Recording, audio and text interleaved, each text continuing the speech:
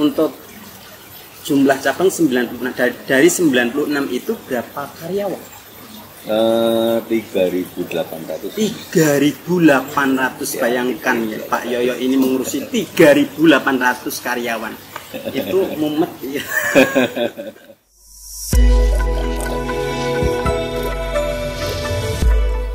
Assalamualaikum warahmatullahi wabarakatuh. Alhamdulillah ketemu lagi di Bincang-Bincang Bisnis bersama Salis Group ya. Kali ini ada tamu spesial yang luar biasa hari ini ya, yaitu beliau dengan Pak Yoyo SS. Nggak tahu kalau lengkapnya itu siapa kok Pak Yoyo SS gitu ya.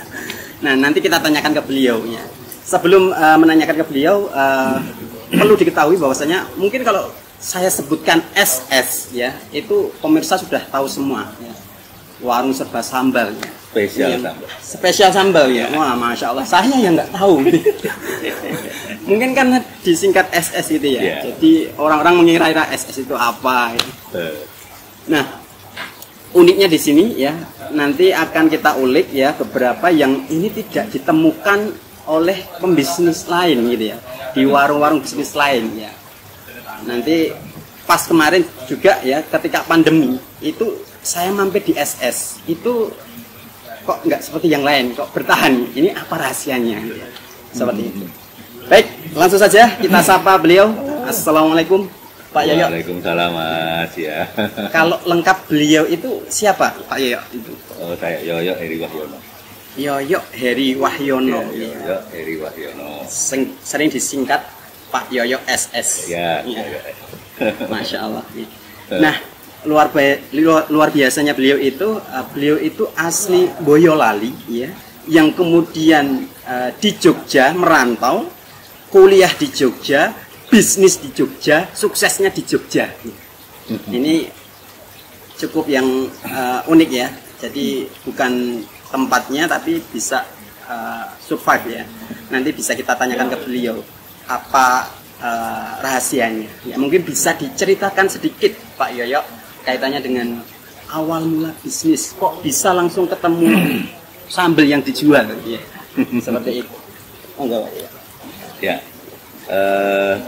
Kalau pertanyaannya itu kenapa berbisnis, ya memang sebenarnya bisnis itu bukan cita-cita saya. Jadi saya sejak sampai akhir masa kuliah itu di Teknik Kimia UGM. Teknik Kimia UGM. Ya, ketemunya sambal ya, jadi belum, jadi sampai akhir masa kuliah. Oh, ya, akhir mau selesai kuliah, ya itu saya belum punya cita-cita jadi pebisnis atau pengusaha. Oh, baru setelah tidak jadi selesai kuliah. Oh, gitu. Akhirnya gagal selesai kuliah. Akhirnya terpaksa jadi pengusaha. Masya Ya, Allah. gitu. Ini ya rahasia pengusaha hebat. Itu nggak harus lulus kuliah. Ya. Jadi gitu. Harus keluar dulu baru kemudian sukses. Ya. Nah, kemudian setelah terpaksa menjadi pengusaha, kemudian kan pertanyaannya adalah, lah mau usaha apa? Kan gitu. Nah, terus kemudian ketika menjawab pertanyaan, kalau dari orang tua nggak kemudian orang tua itu guru. Oh gitu. Pegawai orang tua itu dua-duanya guru. Ya gitu. Jadi nggak ada dimarahi, anak kenapa kamu malah keluar? Ya, karena emang nggak bisa lulus, kamu ntar ngapain dong? Karena emang gagal lulus. Jadi bukan karena pengen keluar, tidak. Sudah berusaha untuk selesai tapi tidak bisa selesai. Tidak bisa selesai. Gitu, alias DO. Iya. Nah, terpaksa. Nah, tadi kembali ya. Kenapa jadi terus kalau sekarang harus jadi pengusaha, terpaksa jadi pengusaha, terus usahanya apa? Pertanyaan sudah dijawab.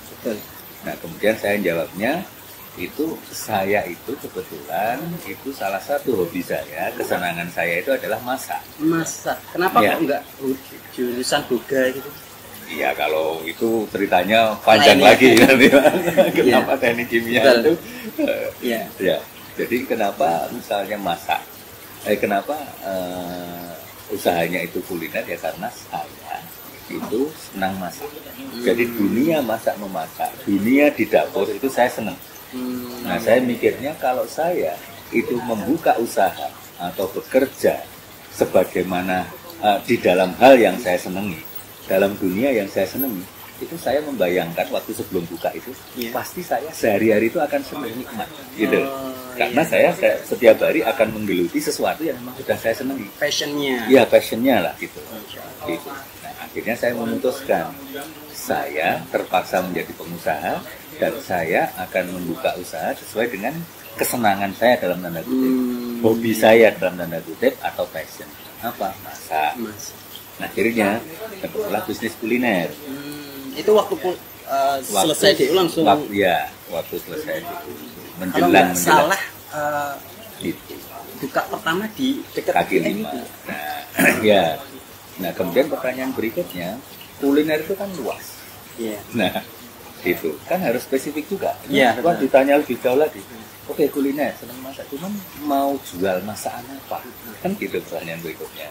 Nah, itulah yang kemudian kita membutuhkan pertimbangan yang lebih tajam lagi. Tidak sekedar saya senang tidak senang, tapi oh ya ini milih produk apa ya? Riset. Nah, dulu adakanlah kita riset kecil-kecilan. Nah, dimulai dari mana? Ya saya mulai dari, saya itu kalau senang masak, itu yang paling sering saya masak apa sih? Apa? Sambel. Sambel. Dari dulu gitu. Karena mungkin itu ya kalau hal-hal tertentu itu paling murah juga. Ya, nasi sambel ini paling efisien. Untuk tapi makan. Sekarang cabai naik nih. Oh iya. Baru mahal ini. Ya. Beruntung bagi petani cabai. Jadi kembali ke situ akhirnya ya ketika ditanya masalah pertanyaan berikutnya ketika kuliner, terus kuliner apa? Ya saya kembali, saya suka masakan yang paling senang saya utak-utik, paling sering saya masak itu sambal.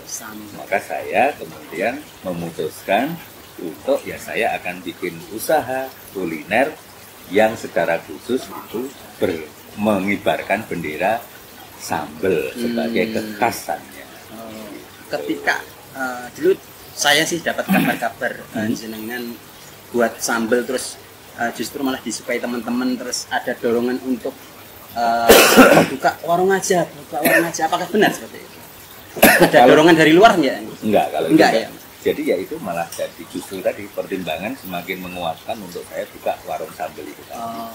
Ya karena waktu saya masih kuliah itu banyak teman-teman yang menyenangi atau suka sambelan saya. Otomatis kan dari sambelan saya itu termasuk enak gitu great rasanya. Kalau dijual kan berarti laku kan. Teman gitu. kos-kosannya dulu itu seneng banget gitu ya.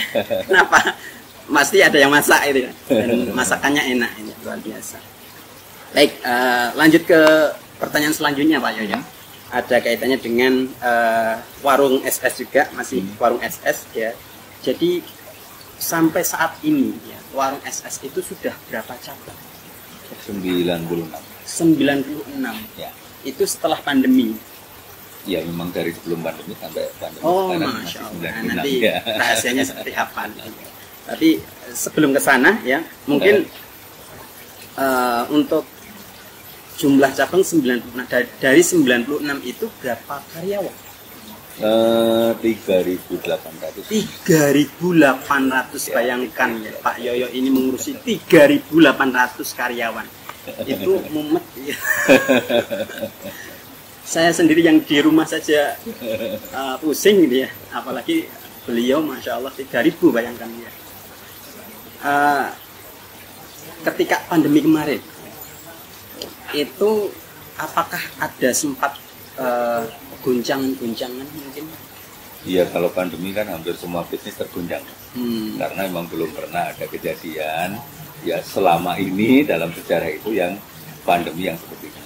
Ya SS pun juga saya kira sama. Ada guncangan mengalami gelombang, mengalami badai. Nah, seperti itu. Ini yang menjadi rahasia. Kenapa kok bisa istiqomah SS ini? Kok nggak kemudian langsung tutup ya seperti yang sudah besar-besar itu ya, tapi langsung kemudian pandemi tutup? Itu rahasianya apa kiranya? Kalau rahasia sih nggak ada ya, selama maksudnya rahasia nggak ada. Maksudnya apa? Maksudnya selama pandemi ini ya kita semua yang kita lakukan itu seakan-akan sama sebelum pandemi. Ya, atau seakan-akan tidak ada pandemi. Semangatnya bagaimana kita bekerja ya itu terus merawat kedisiplinan, merawat ketelatenan itu seakan-akan sama. Semua budaya-budaya yang kita punya itu sama dengan ketika tidak ada pandemi atau sebelum pandemi. Nah, makanya ya selama pandemi pun kita tetap bekerja sebagaimana yang kita mampu dengan kemampuan terbaik. Nah, tapi di situ kan juga memang ada landasan spiritual. Ya, jadi kalau perusahaan-perusahaan yang mungkin selama pandemi itu merasa berat, harus defisit, kemudian memilih tutup. Kenapa SS meskipun defisit, meskipun rugi selama pandemi, tapi tidak memilih tutup? Ya, itu tentu ada landasan spiritual. Landasan spiritualnya apa? Rugi sama nggak rugi itu bukan wilayahnya manusia. Masya Allah. Itu wilayahnya Allah. Catat pemirsa. Nah, gitu. Karena berkaitan dengan rezeki itu wilayahnya Allah. Wilayah manusia itu adalah bagaimana membangun seterus-menerus sebab-sebab datangnya rezeki. Ya, atau kalau kita bicara masalah rugi nggak rugi, itu wilayahnya manusia itu adalah bagaimana terus-menerus berupaya keras membangun sebab-sebab agar tidak rugi. Ikhtiar ini ya. Ikhtiar. Nah, ketika kita sudah berdarah-darah membangun, menguatkan sebab agar tidak rugi, kok tetap rugi, berarti itu memang kita kehendak Allah. Wilayahnya Allah. Ya. Dan ketika rugi itu kan rugi rupiah. Betul, masih Ya. dunia. Sementara ketika kita berdarah-darah, ya secara halal, secara yang hak, membangun sebab-sebab agar tidak rugi, itu hasilnya rugi atau tidak rugi, itu di sana sudah ada pahala. Dari proses kerja keras itu.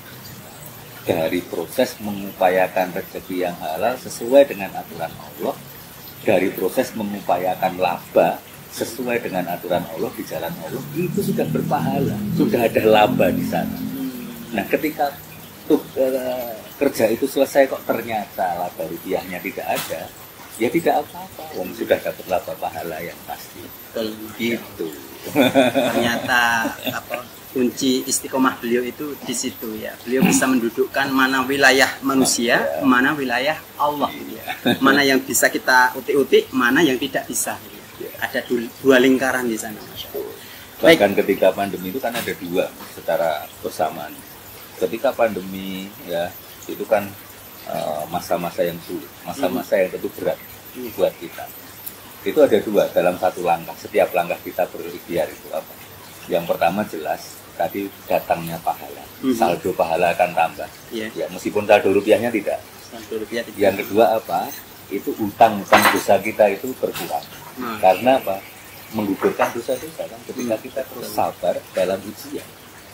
Gitu. Nah, ini menjadi perhatian penting untuk bagi pembisnis yang di rumah ya, di mana kita harus bisa mendudukkan tadi dua lingkaran tadi ya. Ketika ada pandemi itu musibah, itu bukan lingkaran manusia ya. Nah, itu lingkarannya Allah. Tugas kita adalah berikhtiar menjalaninya ya. Dan menghadapi pandemi tersebut sebagai musibah yang ya ini atas izin Allah gitu. Jadi bagaimana sikap kita itu yang kemudian mungkin menjadi penilaian kita di akhirat. Baik, Pak Yoyo. Selanjutnya ya kaitannya dengan ada kabar ini. Mungkin ya saya nggak tahu katanya sih. Ya. Nah itu SS itu dibangun tidak melalui pinjaman bank, apakah benar? Jadi gini, kalau SS dulu saya apakah pernah kredit bank? Pernah, tapi bukan untuk pengembangan usaha atau untuk modal usaha. Tapi misalnya dulu untuk beli mobil, KPR, terus beli rumah, itu sudah ada SS belum itu? Sudah. Ya untuk itu, untuk konsumtif itu malah dulu kita pernah, tapi untuk permodalan mulai dari awal berdiri sampai untuk pengembangan kami tidak pernah menggunakan kredit. Kenapa? Waktu itu kan saya belum, waktu itu sih saya tidak peduli amat ya dengan riba itu. Maksudnya artinya tentu berarti sebabnya saya tidak ambil kredit, berarti pertimbangannya bukan masalah riba tidak riba. Betul. Gitu. Tapi lebih ke masalah hitung-hitungan bisnis dalam kepala saya. Kan gitu, pertimbangan bisnis dalam kepala saya, pertimbangan nalar bisnis dalam kepala saya, bukan karena pertimbangan masalah itu haram atau tidak haram gitu. riba atau tidak riba. Nah, waktu itu saya mikir, bagaimana ketika misalnya saya mau memulai SS, ya, kemudian saya akad utang kredit dengan bank, tanda tangan, begitu saya tanda tangan jegret, ya, 100 juta misalnya, saya ditransferi dari bank 100 juta, ya, terus mulai bulan depan saya harus ngangsur misalnya 5 juta, ya, gitu. Ya, jadi begitu ditransferi, saya akan memulai usaha dengan 100 juta dari bank itu. Nah, tapi kan bulan pertama saya udah harus mulai ngangsur kan, 5 juta. Nggak peduli itu sukses atau enggak.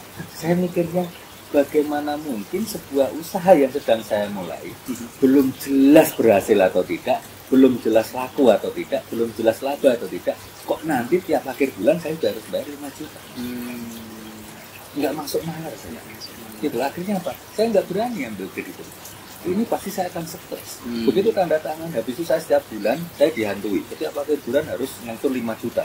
Padahal kalau saya nggak punya uang atau usaha saya sedang gagal pada bulan-bulan awal, pasti apa? Saya sangat tertekan, stres, akan menjadi tidak produktif. Maka saya berpikir, berarti kalau ingin memulai usaha atau bahkan mengembangkan usaha itu dengan menggunakan kredit bank atau dengan menggunakan utang kredit, ya, itu menurut saya konyol. Itu secara catatan bagi pemirsa. Jadi rahasia beliau itu ketika memulai bisnis jangan pakai bank, jangan pakai riba. Ya, logikanya ini logika masih di dunia ya, belum di akhirat itu. dapatnya apa ya seperti itu ya. Jadi itu dari nalar bisnis waktu itu sebenarnya saya jadi ini konyol. Terus setelah itu gimana kok sekarang bisa survive dan bahkan kabarnya sekarang ini sudah hijrah ya. Jadi dari bisnis yang dulu seperti itu pakai riba, ya, kemudian menjadi bisnis yang Islami. Ya. Itu mungkin bisa diceritakan kronologi perjuangan Pak Yoyo. Jadi yang tadi saya garis bawahi juga ke teman-teman ya. Jadi sudah banyak pelajaran, SSD sudah menjadi sebuah pelajaran juga. Dan saya kira bukan hanya SS, bahwa memulai usaha, mengembangkan usaha itu tidak perlu kredit. Ya. Dengan nalar biasa saja itu sebenarnya sudah cukup alasan untuk tidak perlu memulai usaha, mengembangkan usaha dengan kredit. Apalagi ditambah dengan sebuah ancaman dari Allah bahwa riba itu ancamannya betul-betul neraka. Mestinya sudahlah, kita tidak akan lagi menyentuh itu. Nah, kemudian pertanyaan berikutnya, SS itu hijrah, ya. Itu bukan hanya hijrah dari riba, tidak menjadi dari ambil ada kredit KPR, KPN, itu kemudian menjadi tidak ambil, bukan hanya itu. Apa saja hijrah kita itu memang hijrah secara apa ya? Secara totalitas? Iya, totalitas kehidupan. Bukan cuma ownernya juga. Saya juga ingin agar mungkin konsep-konsepnya, sistem-sistemnya. Betul. Ownernya SS itu hijrah bersama-sama dengan yang saya pimpin. Itu saya ingin hijrah bersama-sama. Nah, maka apa? Maka bukan hanya masalah urusan saya, ya, dalam hal kredit, tapi juga dalam hal urusan perusahaan, ya, pengelolaan perusahaan, tata kelola perusahaan, terus budaya perusahaan, itu semuanya setelah hijrah itu kita upayakan untuk apa? Untuk sesuai dengan aturan-aturan Islam, aturan-aturan Allah.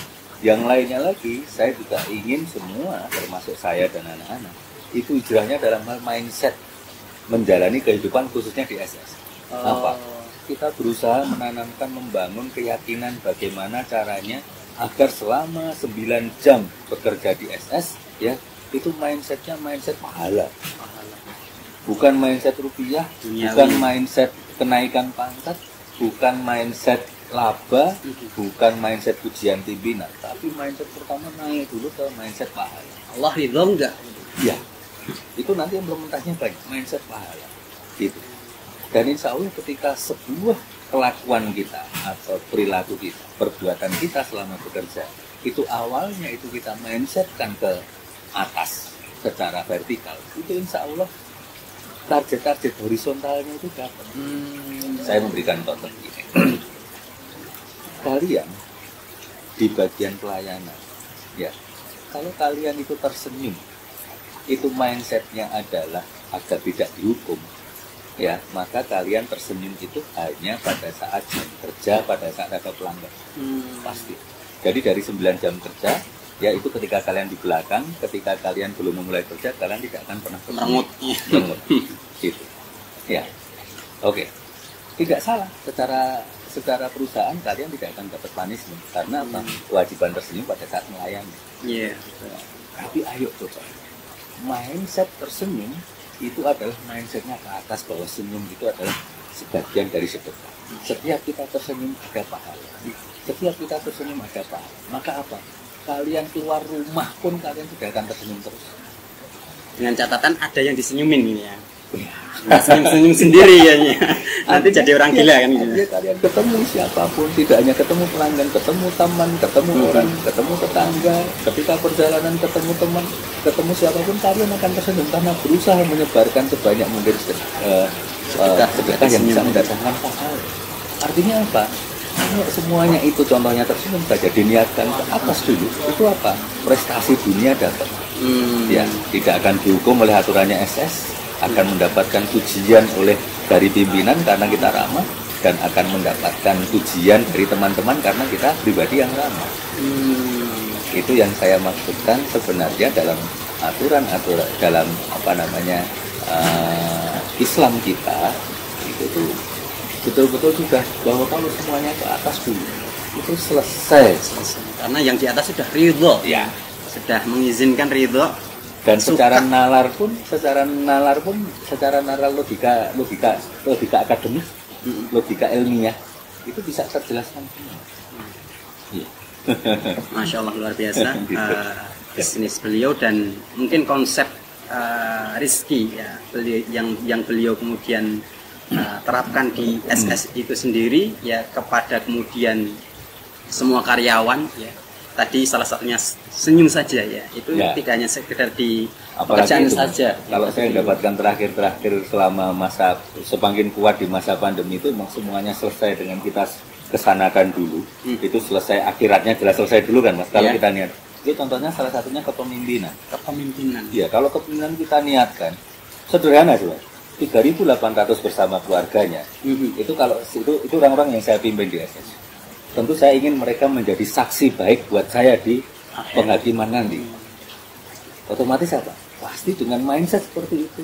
Saya ingin ribuan karyawan saya ini semuanya menjadi saksi baik buat saya. Saksi dan yang membuatkan amal baik saya. Pahala jariah. Nah, kalau mindset saya sudah seperti itu, artinya ya Allah, saya memimpin karyawan ini bukan untuk sekedar mencari uang. Bukan mereka sebagai karyawan. Tapi saya ingin menjadikan mereka adalah saksi-saksi baik untuk saya di depanmu nanti ya Allah. Maka apa yang saya lakukan dalam memimpin? Saya pasti mengutamakan kesejahteraan mereka. Saya pasti akan sangat bertanggung jawab dengan kesejahteraan mereka. Gitu. Saya pasti akan sangat menyayangi dan mencintai mereka. Gitu. Nah, kalau seorang pemimpin sudah sangat mensejahterakan orang yang dipimpin, sangat mencintai orang yang dipimpin, sangat bertanggung jawab terhadap orang yang dia pimpin karena Allah, maka apa? Orang-orang yang dipimpin itu otomatis akan mencintai dia, akan mencintai saya sepenuh hati karena melihat ketulusan saya yang karena Allah mencintai. Itu luar biasa akhirnya. Rasa memiliki cinta mereka terhadap kita yang memimpin itu akan muncul. Selesai semua urusan-urusan masalah ke-SDM-an. Gitu. Nah, luar biasa, ini menjadi pelajaran mungkin para pembisnis ya, di mana sukses tidak hanya kita memikirkan diri sendiri, tapi juga sukses untuk karyawan kita, gitu ya. Tidak sukses di dunia, tapi juga di akhirat, seperti itu. Baik, pertanyaan selanjutnya, Pak Yoyo, kaitannya dengan masih warung SS karena tema kita bisnis ya. Kabarnya ya, itu yang mungkin yang membedakan warung SS dengan warung-warung yang lain ya. Itu punya konsep tidak setiap warung SS itu ngontrak. Apakah betul? Ya. Kenapa kok punya mindset seperti itu? Kalau itu pengalaman saja, Pak. Pengalaman. Jadi pengalaman panjang 20 tahun warung SS itu kan menjadikan kita banyak belajar, akhirnya merasa memiliki pilihan-pilihan yang lebih baik. Meskipun sebenarnya pilihan kita itu bukan pilihan yang lazim. Tapi saya tetap pede aja karena pengalaman saya 20 tahun meskipun orang lain itu lazim, tapi kita enggak. Karena kita tahu. Walaupun kalau dilihat beliau ya beli saja bisa gitu. Tapi kenapa kok ngontrak itu? Ya, mungkin kan banyak orang ya. Nah, dari pengalaman kita itu kalau kita beli, ya itu yang jelas kita nggak tahu masa depan tempat itu seperti apa. Kalau kita sudah beli tempat itu, otomatis kan seakan-akan selamanya kita harus jualan di tempat untungan itu. Gitu ya. Dan Ya kalau laku, kalau enggak ini. Bukan hanya itu. Bukan hanya itu. Maksudnya rencana tata kota tempat itu tuh mau apa? Kalau kita udah beli itu otomatis kan ya seterusnya kita harus jualan di situ kan. Lah kalau nanti 10 tahun lagi tiba-tiba kegusur atau nanti 15 tahun lagi di situ jadi daerah banjir misalnya. Mau apa kita? Untuk jualan nggak bisa, nggak terlanjur dibeli, dijual juga nggak laku, ya kan? Itu, ya. Itu makanya kita akhirnya apa? Akhirnya semua tempat untuk jualan kita putuskan kontrak saja. Jadi ketika ada sesuatu terjadi di tempat itu, perubahan terjadi di tempat itu, yang kira-kira bisa membuat jualan kita itu menjadi berat, kita bisa langsung geser. Gitu. Kalau udah beli, tidak semudah itu. Ilmu baru dari beliau ya, bagi pembisnis ya. Jadi untuk menyelamatkan masa depan bisnis kita ya. Itu salah satunya dengan ya ngontrak dulu lah ya untuk buka bisnis baru. Kalau mungkin survive ya monggo silakan dibeli. Tapi kalau prinsip beliau tetap ngontrak terus gitu ya. Hitung-hitungan modal juga sama, Mas. Misalnya saya beli tempat itu, taruhlah 2M. 2M. Ya 2M saya beli, belum nanti modal kerja 500 juta, 2,5 M. Hanya untuk cukup satu cabang. Coba kalau saya kontrak 2,5 M itu mungkin bisa untuk 3-4 cabang. Revenue-nya lebih banyak. Putarannya gitu ya. Cara nalarnya. Baik.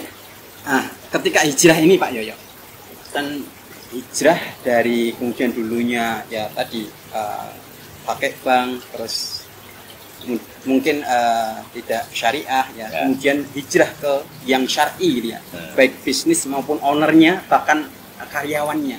Ini tentunya ada goncangan yang luar biasa yang mungkin bagi kita ya para penghijrah itu kan mungkin sudah tahu ya akan ada ujian yang besar. Itu kira-kira sudah dialami belum oleh SS? Kalau yang dimaksud goncangan itu penolakan, karena tidak ada. Karena kan yang nutra hijrah kan saya. Ya kan saya tinggal bagi yang tidak mau ikut ya pergi kan tinggal gitu. Tapi alhamdulillah semuanya karena itu tadi, karena prinsip bahwa saya memimpin itu memang dari dulu saya itu selalu berusaha bagaimana dicintai sama karyawan, dicintai sama personel SS. Makanya saya memimpinnya juga dengan sepenuh hati.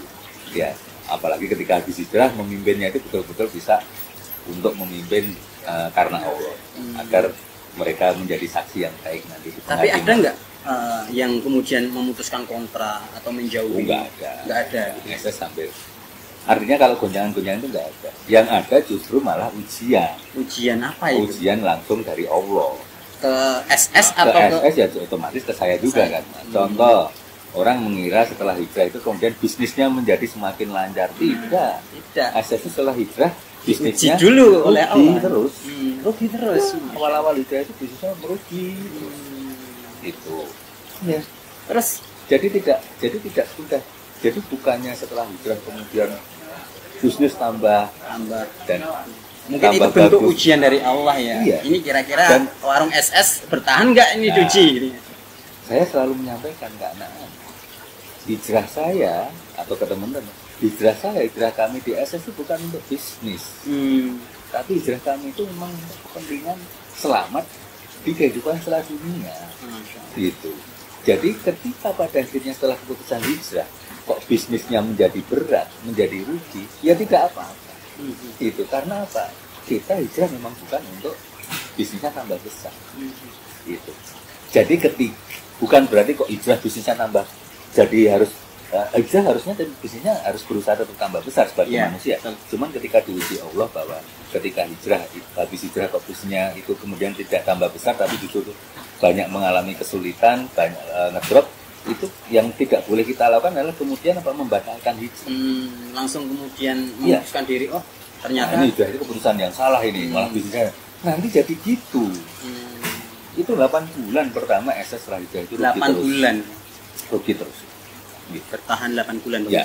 Itu sebelum pandemi atau sesudah itu? Sebelum tahun 2017. 2017. Nah, iya, jadi terus kemudian akhirnya kita bisa bangkit. Ya, gitu. Setelah bulan ke-9, ke-10 kita bisa bangkit. Habis itu ada ujian lagi pribadi, misalnya ibu saya wafat dan lain-lain. Itu. Nah, itu ditinggal jadi banyak ujian-ujian setelah hijrah itu. Nah, habis itu bangkit lagi sebentar. Ya, terus kemudian pandemi. Ini kan bagian dari ujian-ujian yang terus-menerus. Nah, tapi memang yang saya alami itu ujian itu selalu ada pertolongan. Jadi pertolongan Allah yang kami rasakan setelah hijrah itu tidak selalu langsung dengan apa yang kita butuhkan. Contoh begini, ketika pandemi, ya SS itu tidak mampu menggaji penuh. Itu kan pertolongan Allah, tidak terus langsung SS penjualannya jadi gede terus menjadi dimampukan untuk menggaji penuh, tidak. Jadi itu maksud saya, pertolongan itu tidak selalu langsung seperti yang kita butuhkan. Tapi ternyata pertolongan itu dalam bentuk lain. Ketika SS tidak mampu menggaji penuh karyawannya, pertolongan Allah itu apa? Karyawannya itu pada ikhlas, malah tambah semangat, bukannya tambah bobrok. Itu yang saya rasakan. Ini bentuk pertolongan Allah. Gitu. Soalnya mungkin nengok keluar, oh ini udah tutup semua. Yang bertahan di SS itu. Tapi yang luar biasa itu semangatnya tambah berlipat. Artinya daya juang mereka itu berlipat. Padahal logikanya harusnya kan, gaji saya dipotong separuh, ya mestinya kan buat apa kerja keras kan? Enggak, itu bisa membuat mereka semuanya tambah bersatu, tambah melipat gandakan kerja keras dan pokoknya kami ingin berjuang bersama-sama. Nah, itu kan bentuk pertolongan Allah. Jadi itulah yang saya sebutkan, SS banyak mengalami hal-hal seperti itu. Ketika kita dihadapkan kesulitan, itu pertolongan Allah. Karena kita kesulitannya itu berada di jalan Allah, dalam ujian Allah, dalam rangka hijrah, maka pertolongan Allah itu tidak langsung segera pada kesulitan itu. Jadi kadang-kadang itu cara tidak langsung. Itu lagi. Itu banyak. Baik, luar biasa beliau ini ya. Tapi ada salah satu pertanyaan yang mungkin kaitannya dengan bisnis juga, yang dari dulu saya bertanya-tanya ya. Kalau saya makan di SS itu terus terang rasanya enak. Tapi kalau enak itu kan cenderung ada harganya mahal lah ya. Terus kemudian ya macam-macam lah ya. Tapi kok di SS ini kok harganya ya kalau dilihat harga murah gitu lah. Itu apakah menjadi ciri khas SS atau apa? Memang kok bisa murah gitu? Ya. Jadi begini, ini mestinya semua pengusaha muslim khususnya itu ya harus betul-betul ikhtiarnya itu detail. Namanya ikhtiar maksimal, itu menggunakan semua potensi dan sumber daya yang diberikan Allah kepada kita itu secara maksimal, itu namanya ikhtiar maksimal. Kita diberi akal, ya kita gunakan untuk berpikir maksimal. Kita diberi kesempatan pernah kuliah, pernah punya ilmu, pernah menuntut ilmu itu gunakan dengan maksimal. Kita diberikan fisik yang kuat, sehat, ya kita maksimalkan dalam ikhtiar di dalam Allah. Harusnya kan gitu. Nah, SS pun juga berusaha menerapkan itu. Artinya di tataran implementasi ya kita harus habis-habisan mengerahkan segenap potensi dan sumber daya yang sudah diberikan oleh Allah kepada kita. Gitu. Salah satunya apa? Berstrategi. Ya. Jadi SS itu kenapa enak dan murah itu karena memang kita sudah memilih bahwa keunggulan kompetitif SS ya itu nomor satu adalah enak, kualitas rasanya mantap. Yang kedua bagaimana SS murah. Itu juga. Itu jadi SS, memang pilihan dari SS itu sendiri. Kemudian letak implementasi, letak ikhtiar maksimalnya di mana? Ketika SS sudah memilih keunggulan kompetitif kita itu nomor satu, untuk laris itu harus enak. Nomor dua, agar tambah laris dan larisnya bertahan lama itu harus murah. Maka apa? Maka kita rawat betul ini dua keunggulan kompetitif itu. Ya, dengan program-program yang real, inovasi yang terus menerus. Karena gini faktanya di luar sana itu kalau itu enak pasti mahal. Ya. Nah, kalau kemudian nggak enak, murah gitu loh. Ya. Nah, di SS ini beda. Ya. Ya. Kita mendapatkan dua keunggulan, murah dan enak. Ya. Seperti itu. Nah itu makanya kan itu ikhtiar yang tidak mudah. Maksudnya ikhtiar yang kebanyakan teman-teman, kebanyakan kita itu mana mungkin sih. Iya. Nah gitu. Mungkin gitu loh. Semuanya itu mungkin. Nah, makanya tinggal bagaimana implementasi kita dalam ikhtiar. Nah, maka SS itu salah satunya. Ya ketika keunggulan kompetisi itu rasa dan harga, ya maka inovasi, ya sistem itu kita bangun agar apa? Rasa terawat, harga tetap murah. Itu kita tiap bulan misalnya kita melakukan riset, bagaimana caranya agar kualitas rasa semakin enak, memperbaiki resep, memperbaiki kualitas training, memperbaiki kualitas bahan baku. Di satu sisi kita juga membuat SOP agar bahan baku tidak boros, tidak banyak terbuang dan lain-lain. Kan gitu contohnya. Baik, luar biasa ilmu-ilmu dari beliau ya, cukup membantu kita mungkin untuk menjalani bisnis kita ya.